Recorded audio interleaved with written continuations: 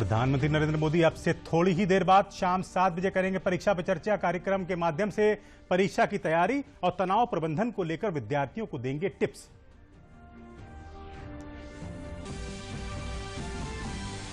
PM Modi की अध्यक्षता में केंद्रीय कैबिनेट ने लिए अहम फैसले। पीएलआई योजना के तहत राष्ट्रीय उच्च दक्षता और पीवी मॉड्यूल को कार्यक्रम को दी मंजूरी। योजना पर 4,500 करोड़ रुपए का आएगा खर्च। प्रदेश में कोविड वैक्सीनेशन ने पकड़ी रफ्तार। अब तक 65 लाख से अधिक लोगों ने लगवाई वैक्सीन की पहली डोज।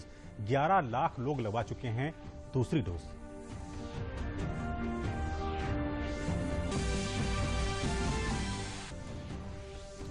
और भारतीय रिजर्व बैंक ने द्विमासिक मौद्रिक नीति की घोषणा। बैंक के गवर्नर शक्तिकांत दास ने कहा, कोरोना के प्रसार के बावजूद अर्थव्यवस्था में सुधार है जारी।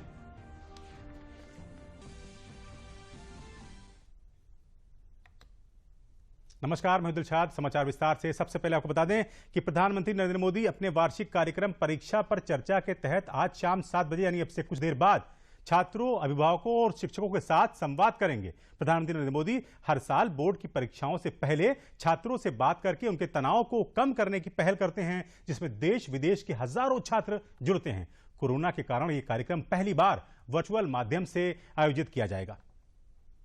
स्कूली छात्रों को परीक्षा के बारे में मंत्र देने के लिए प्रधानमंत्री मोदी पिछले कुछ सालों से छात्रों के साथ परीक्षा पर चर्चा करते रहे हैं। छात्रों को कुछ खास सुझाव देने के लिए प्रधानमंत्री नरेंद्र मोदी बुधवार को शाम 7 बजे छात्रों, शिक्षकों और अभिभावकों के साथ मंगलवार को बीजेपी कार्यकर्ताओं के संबोधन के दौरान भी प्रधानमंत्री ने देश के लोगों से इस कार्यक्रम में जुड़ने की अपील की। कल शाम को यानी कि 7 अप्रैल को शाम 7 बजे मैं परीक्षा पे चर्चा करूंगा। आप सभी इस चर्चा का हिस्सा बने। याद रखिए, 7 अप्रैल शाम 7 बजे। और मैं चाहूंगा अधिक से अधिक परिवार, अधिक से अधिक विद्यार्थी मित्र इस संवाद में जरूर जुड़े और उनसे भी मुझे कुछ फीडबैक मिले। आप भी अपने सुझाव भेजिए ताकि ये परीक्षा पे चर्चा और समृद्ध होती रहे, हमारी नई पीढ़ी को ये बातें कुछ काम आती रहें। उसमें मुझे आपकी मदद मिल जाएगी।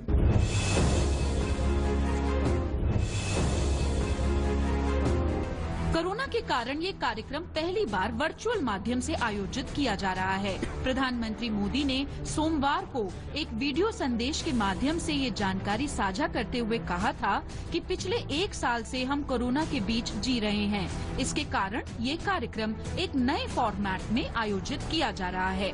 प्रधानमंत्री के मुताबिक एग्जाम जीवन के सपनों का अंत नहीं, बल्कि एग्जाम जीवन को गढ़ने का एक अवसर है। समस्या तब होती है जब हम एग्जाम को ही जैसे जीवन के सपनों का अंत मान लेते हैं। दरअसल एग्जाम जीवन को गढ़ने का एक अवसर है। पीएम मोदी इस कार्यक्रम में छात्रों को तनाव कम करने का मंत्र तो देंगे ही, साथ ही उनके माता पिता से भी बातचीत करेंगे। Bureau report, DD news. केंद्रीय मंत्रिमंडल ने आज प्रोडक्शन लिंक्ड इंसेंटिव पीएलआई योजना के तहत राष्ट्रीय उच्च दक्षता और पीवी मॉड्यूल कार्यक्रम को मंजूरी दे दी। केंद्रीय मंत्री पीयूष गोयल ने इसकी जानकारी देते हुए बताया कि इस निर्णय से एकीकृत सौर पीवी विनिर्माण संयंत्रों की 10,000 मेगावाट क्षमता और सौर पीवी विनिर्माण में लगभग 17,200 करोड़ रुपए का प्रत्यक्ष निवेश आएगा। सरकार ने इससे पहले चिकित्सा उपकरणों, मोबाइल फोन और निर्दिष्ट सक्रिय दवा सामग्री के लिए पीएलआई योजना की घोषणा की थी। शुरुआत में प्रोडक्शन लिंक्ड इंसेंटिव स्कीम को अप्रूवल दी गई थी। उसके बाद 10 और सेक्टर्स का नवंबर 2020 में माननीय प्रधानमंत्री जी के नेतृत्व में मंजूरी दी गई, जिसमें से 4 प्रोडक्शन लिंक्ड इंसेंटिव स्कीम्स पहले मंजूरी हो चुकी है और आज 2 और स्कीम्स को मंजूरी दी गई है। आज व्हाइट गुड्स यानी एयर कंडीशनर्स और एलईडीज की एक स्कीम अप्रूव हुई और high efficiency solar PV modules, photovoltaic modules की स्कीम। तो एक प्रकार से 6 और स्कीम होके 13 में से 9 स्कीम्स अभी तक अप्रूव हो गई हैं। बाकी 4 भी बड़े एडवांस स्टेज पे हैं। साथ ही साथ कैबिनेट ने भारत जापान के बीच अंतरिक्ष के क्षेत्र में एक सहमति पत्र को मंजूरी दी है। जापान के academic research cooperation and exchange और भारत के डिपार्टमेंट ऑफ स्पेस के नेशनल एटमॉस्फेरिक रिसर्च के बीच सहमति पत्र को मंजूरी दी गई है। एक एमओयू की भी मंजूरी दी है। वो जापान का academic research cooperation and exchange और भारत का national atmospheric research lab department of space, इनके दोनों के बीच हुआ एक अंतरिक्ष समझौते के बारे में मंजूरी दी है।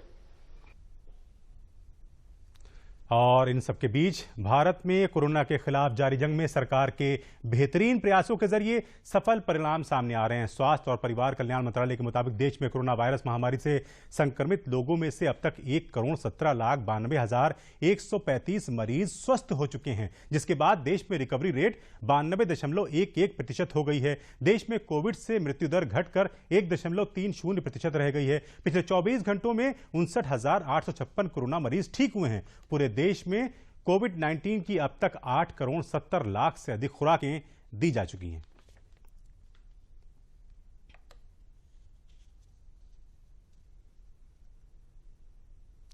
इधर प्रदेश के अपर मुख्य सचिव चिकित्सा एवं स्वास्थ्य अमित मोहन प्रसाद ने बताया कि प्रदेश में कोरोना टीका लगवाने वालों की संख्या में तेजी आई है। अब तक प्रदेश में 65 लाख से ज्यादा लोगों को वैक्सीन की पहली डोज और 11,67,000 से अधिक लोगों को वैक्सीन की दूसरी डोज दी गई है। इस प्रकार कुल 76,67,000 से ज्यादा लोगों को वैक्सीन की डोज दी जा चुकी है। उन्होंने बताया कि प्रदेश में पिछले 24 घंटे में कोरोना से संक्रमित 6,023 नए मामले सामने आए हैं। उन्होंने बताया कि प्रदेश में 31,987 कोरोना के एक्टिव मामलों में से 18,679 लोग होम आइसोलेशन में हैं। उन्होंने बताया कि प्रदेश में अब तक 6,04,979 लोग कोविड-19 से ठीक होकर डिस्चार्ज हो चुके हैं। विगत 24 घंटों में संक्रमण के 6,023 नए प्रकरण सामने आए हैं। इसी अवधि में 1,484 लोग उपचारित होकर डिस्चार्ज किए गए हैं। इस समय एक्टिव इन्फेक्शन के केसेस की कुल संख्या 31,987 है। संक्रमण के प्रारंभ से अब तक 6,04,979 व्यक्ति स्वस्थ हो चुके हैं और संक्रमण मुक्त हो चुके हैं। कोविड संक्रमित व्यक्तियों में से आज तक 1 साल से अधिक की अवधि में 8,964 लोगों की मृत्यु हुई है। कल प्रदेश में 1,86,948 सैंपल्स की जांच की गई और अब तक कुल मिलाकर 3,59,42,111 सैंपल्स की जांच की जा चुकी है। आरटी-पीसीआर की जांच के लिए कल भी जनपदों से जो हमारी विभिन्न प्रयोगशालाएं हैं उनको 91,022 सैंपल्स भेजे गए। सैंपलिंग और टेस्टिंग का कार्य बहुत बड़े स्तर पर हो रहा है क्योंकि संक्रमण इस समय ज़्यादा है। पहली डोज वैक्सीन की अब तक 65,506 लोगों को प्रदेश में लगाई जा चुकी है और वैक्सीन की दूसरी डोज अब तक 11,67,323 लोगों को लगाई जा चुकी है। इस प्रकार कुल मिलाकर 76,67,829 वैक्सीन की डोज अभी तक प्रदेश में हम लगा चुके हैं और यह कार्य निरंतर चल रहा है। इसके अलावा प्रदेश के अपर मुख्य सचिव चिकित्सा एवं स्वास्थ्य अमित मोहन प्रसाद ने लोगों से अपील की है कि 45 वर्ष से अधिक उम्र के लोग अपने नजदीकी स्वास्थ्य केंद्र पर जाकर कोरोना की वैक्सीन जरूर लगवाएं। इसके साथ ही उन्होंने कहा कि सभी लोग मास्क जरूर पहनें ताकि स्वयं को और अपने आसपास के लोगों को कोविड संक्रमण से बचाया जा सके।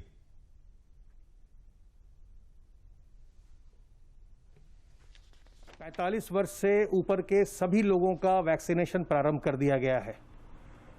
वैक्सीनेशन की 2 डोज लेने से आप सुरक्षित हो जाते हैं, आपको एक सुरक्षा कवच मिलता है।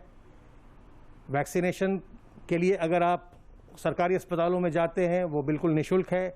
अगर आप निजी अस्पतालों में जाते हैं तो आप एक डोज की 250 रुपये की फीस अदा करते हैं, लेकिन ऐसा करके वैक्सीन लगवा करके आप बिल्कुल सुरक्षित हो जाते हैं।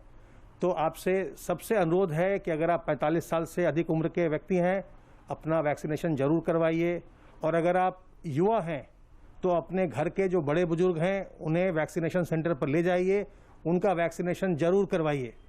मास्क लगाकर हम खुद भी संक्रमण से बच सकते हैं और अपने परिचित इस मित्रों को भी हम संक्रमण से बचा सकते हैं। इसलिए मास्क जरूर लगाइए। मास्क लगाकर रखता जो समझदार, निडर और बहादुर वो हमेशा मास्क लगाएं और संक्रमण से बचे, दूसरों को बचाएं।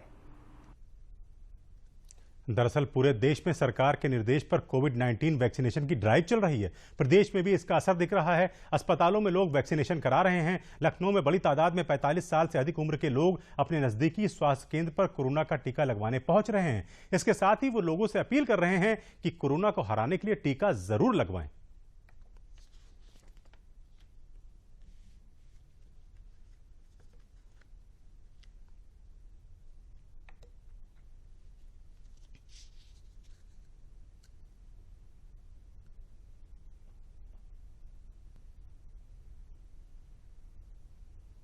नहीं, मैं कहूँगा कि सभी लोग वैक्सीनेशन कराएं। अगर इससे जो है निजात पानी है तो हर किसी को ये कोशिश करनी चाहिए कि जल्द से जल्द वैक्सीनेशन करा लें, ताकि ये जो बीमारी है और आगे बढ़ने पाए।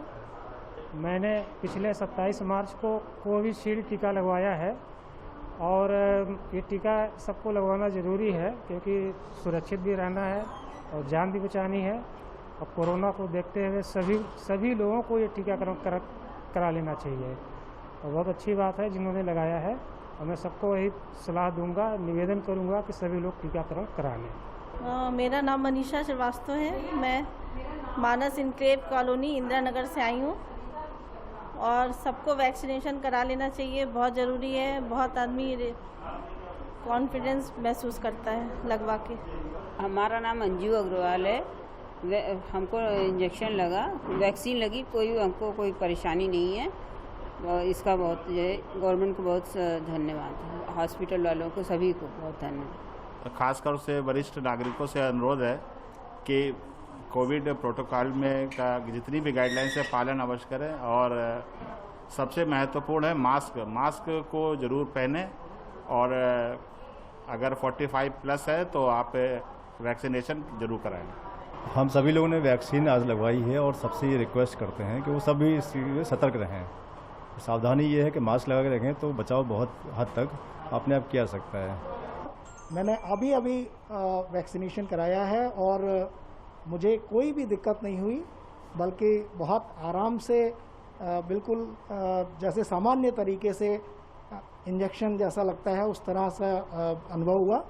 और मुझे लगता है कि कोरोना से लड़ाई में हम सब लोगों को, जो भी 45 साल से ऊपर के लोग हैं, उनको अपना टीकाकरण कराना चाहिए। वैक्सीनेशन इसलिए ज़रूरी है कि कोरोना इतना फैला हुआ है। वैक्सीन के थ्रू हमारी बॉडी में एंटीबॉडीज़ डेवलप होंगी, जिससे कि कोरोना से फाइट करने में हेल्प मिलेगी। ये जो कोरोना की वैक्सीन लग रही, इसमें भारत सरकार ने लगवा रही है सरकार, ये 45 साल से ऊपर के सभी लोगों के लिए उपलब्ध है। सभी लोग जो भी इस एज ग्रुप में आते हैं इसमें लगवाएं, सरकार का सहयोग करें, अपने समाज के साथ सहयोग करें। इस वैक्सीन लगवाने से कोई भी परेशानी नहीं होती है। लोगों के भ्रम और अफवाहों से बचें।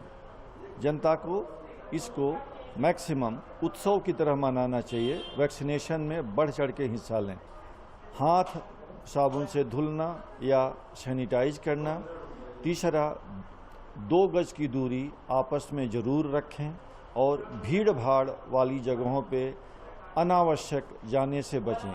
वैक्सीनेशन करने के बाद भी HRO आपको बताते चले कि लखनऊ में श्यामा प्रसाद मुखर्जी सिविल अस्पताल में दूरदर्शन केंद्र लखनऊ के समाचार, अभियांत्रिकी, कार्यक्रम और प्रशासन विभागों से जुड़े लोगों ने टीकाकरण कराया। उन्होंने कहा कि धीरे धीरे लोगों में जागरूकता आई है कि वैक्सीनेशन कराना उनके हित में है।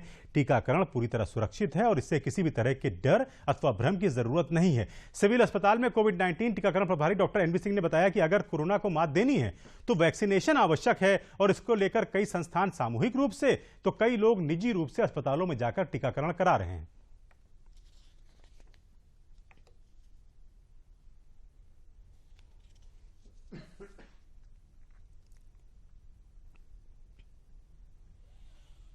तो वहीं दूरदर्शन केंद्र लखनऊ में सोमवार 5 अप्रैल से कोविड-19 की जांच के लिए RT-PCR जांच शिविर लगाया गया।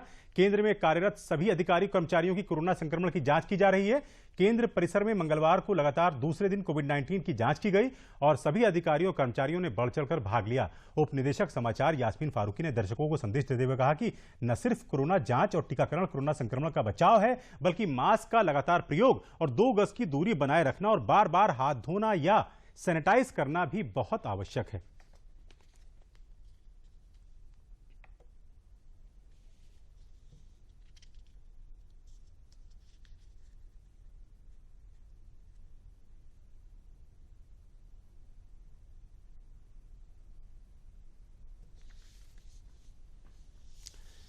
उधर KGMU में लगभग 40 रेजिडेंट डॉक्टरों में कोरोना की पुष्टि के बाद KGMU में सभी विभागों के डॉक्टरों की स्क्रीनिंग की जाएगी।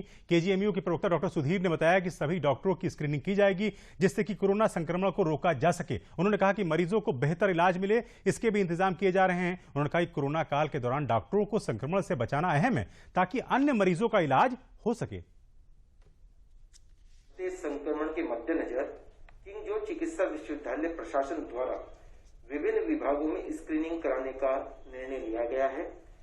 कुछ विभाग स्क्रीन करा लिए गए हैं और अभी तक वर्तमान में जो हमारी स्थिति है, लगभग 30 से 40 जो चिकित्सक हैं रेजिडेंट्स, उनमें कोरोना संक्रमण की पुष्टि हुई है और हमारी ये स्क्रीनिंग अभी जारी रहेगी।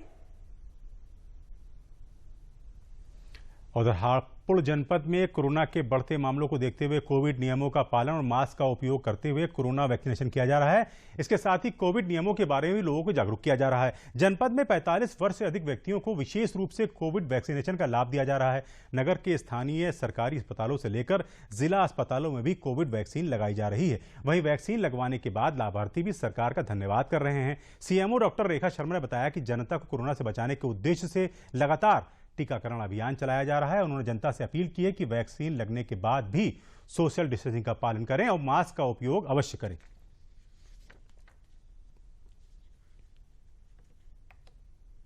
जो कोविड-19 जो इस समय चल रहा है, इससे बचाव के लिए हमें बार बार मुंह पे मास्क लगाना चाहिए, बार बार साबुन से हाथ धोने चाहिए, सैनिटाइजर का प्रयोग करना चाहिए और कहीं भी अपने आसपास गंदगी नहीं रखनी है। हमें गंदगी से बचाव करना है। और मैंने आज कोविड वैक्सीन लगवाई है, कोविशील्ड, और वो बहुत, उसका कोई साइड इफेक्ट नहीं है और बहुत सही फील हो रहा है मुझे। 15 मिनट हो गए मुझे लगे हुए और इसलिए मैं सभी से कहूँगी कि इससे कोविड-19 से बचाव के लिए वैक्सीनेशन जरूर कराएं, जो कि सरकारी अस्पताल में मुफ्त लग रहा है और जिसका कि कोई भी आपको कोई भी हानि नहीं है उसे लगवाने से।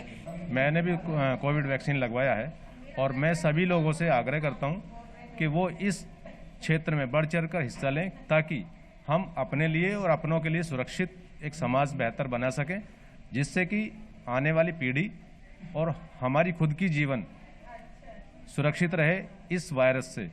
तो मैं लोगों को यही संदेश देना चाहूँगा कि इसमें बढ़ चढ़कर हिस्सा लें और कुछ भी ऐसा मन में संदेह ना रखें कि ये हमारे लिए कोई घातक सिद्ध होगी, क्योंकि काफ़ी जगह लोगों ने अफवाहें भी फैलाई हैं कि इसमें कुछ ऐसा है कि ये हमारी नस्लों को प्रभावित करेगा, जबकि ऐसा नहीं है। मैंने लगाई है, मैं सुरक्षित हूँ, कोई दिक्कत नहीं है। इस कोविड-19 से बचने के लिए हमने वैक्सीन ये लगवाई है, इसका काफ़ी अच्छा वो निकला है और किसी प्रकार कोई साइड इफेक्ट नहीं है इसमें, और इसको सभी लोगों को लगवाना अनिवार्य है, जिससे कि इस बीमारी से बचा जा सके और दूसरों को भी बचाया जा सके। इसमें कोरोना से बचाने के लिए अभियान, एक तो सबसे अवेयरनेस प्रोग्राम चल रहा है, सर्विलेंस का प्रोग्राम हमारे यहाँ चल रहा है। हमारी जो टीम्स हैं जो रूरल में है, अर्बन में 101 हैं, रूरल में 273 हैं, उनको एक्टिव किया गया है कि कोई भी बाहर से आया हुआ माइग्रेंट जो है वो है सिम्टोमेटिक पेशेंट है तो वो हम लोग को कवर करती है, उनकी हम लोग टेस्टिंग कराते हैं। और सब जगह पब्लिक एड्रेस सिस्टम को एक्टिवेट कर दिया गया है। प्रशासन, पुलिस प्रशासन द्वारा जो है मास्क न लगाने पे भी कार्रवाई हो रही है। और सभी हॉस्पिटल्स में, प्राइवेट गवर्नमेंट में, सब में हेल्प डेस्क बना के हम लोगों ने कि जो भी पेशेंट वहाँ आ रहा है जो सिम्टोमेटिक है या किसी बीमारी से ग्रसित है, क्योंकि अस्पताल में ज़्यादातर वही लोग आते हैं, तो उनकी टेस्टिंग भी हमने सुनिश्चित कर। चलिए आगे बढ़ते हैं। भारतीय रिजर्व बैंक की सोमवार से मौद्रिक नीति समिति की 3 दिन की द्विमासिक बैठक के बाद आज गवर्नर शक्तिकांत दास ने बैंक की द्विमासिक मौद्रिक नीति घोषणा की। आरबीआई ने ब्याज दरों में कोई बदलाव नहीं किया है। आरबीआई ने रेपो रेट को बिना किसी बदलाव के 4% पर बरकरार रखा है। वहीं रिवर्स रेपो रेट भी 3.35% पर बरकरार है। The MPC voted unanimously to leave the policy repo rate unchanged at 4%. It also unanimously decided to continue with the accommodative stance as long as necessary to sustain growth on a durable basis and continue to mitigate the impact of COVID-19 on the economy while ensuring that inflation remains within the target going forward. The marginal standing facility, that is MSF rate and bank rate, remain unchanged at 4.2%. The reverse repo rate stands unchanged at 3.35%. RBI की द्विमासिक नीति की घोषणा करते हुए governor Shaktikanta Das ने कहा कि वित्त वर्ष 2021-22 के लिए वास्तविक जीडीपी वृद्धि का अनुमान 10.5% पर बरकरार है। The projection of real GDP growth for 2021-22 is retained at 10.5%, consisting of 26.2% in Q1, 8.3% in Q2, 5.4% in Q3 and 6.2% in Q4 of 21-22. Governor Shaktikanta Das ने इस वित्त वर्ष के अंतिम तिमाही में मुद्रास्फीति के 5% रहने का अनुमान जताया है। इसके साथ ही उन्होंने मौजूदा वित्त वर्ष की पहली छमाही में मुद्रास्फीति 5.2 रहने का अनुमान जताया। The projection for CPI inflation has been revised to 5% in Q4 of 2021, 5.2% in Q1 21-22, 5.2% also in Q2 of 21-22, 4.4% in Q3 and 5.1% in Q4 with risks broadly balanced. Reserve bank के गवर्नर शक्तिकांत दास ने कहा कि कोरोना का प्रसार बढ़ने के बावजूद अर्थव्यवस्था में सुधार हो रहा है। हालांकि हाल में जिस तरह से मामले बढ़ रहे हैं उससे थोड़ी अनिश्चितता बढ़ी है।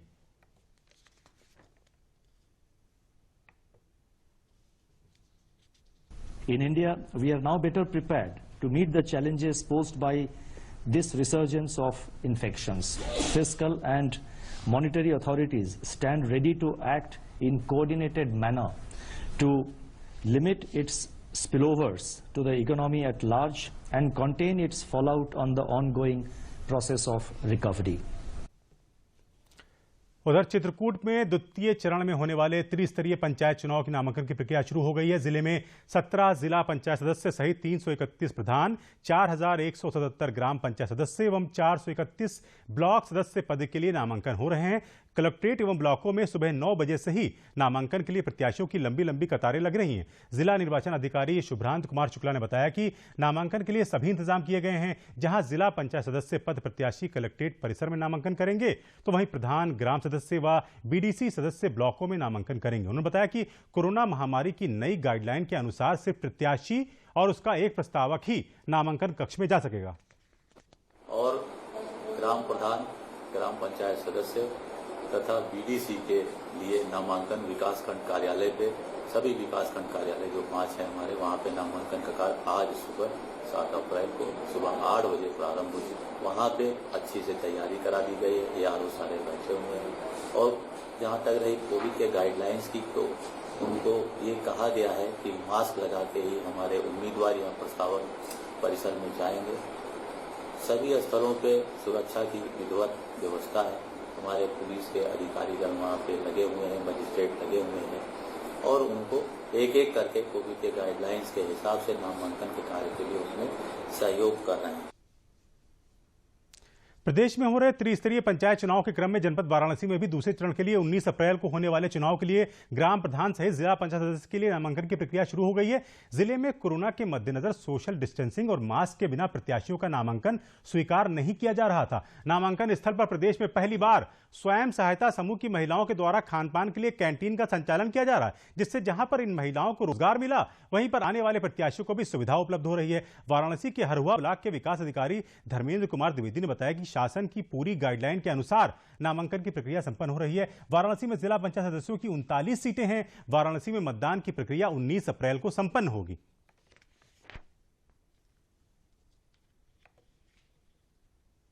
वहीं एटा जिले में त्रिस्तरीय पंचायत चुनाव को लेकर जिला प्रशासन अलर्ट है।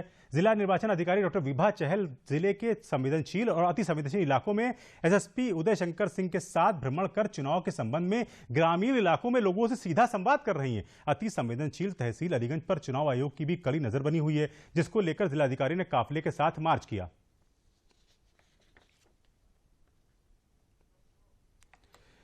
तो समाचारों में बस इतना ही। और अब मैं बाहर जा रहा हूं तो जाहिर है मास्क लगाना जरूरी है, और आप भी जब घर से बाहर निकलें या कहीं भी जाएं तो मास्क अच्छी तरह से लगाएं, साथ ही सोशल डिस्टेंस का पालन करें और हाथों को या तो बार बार धोते रहें या तो सैनिटाइज करते रहें, तभी कोरोना से बचाव संभव है। नमस्कार।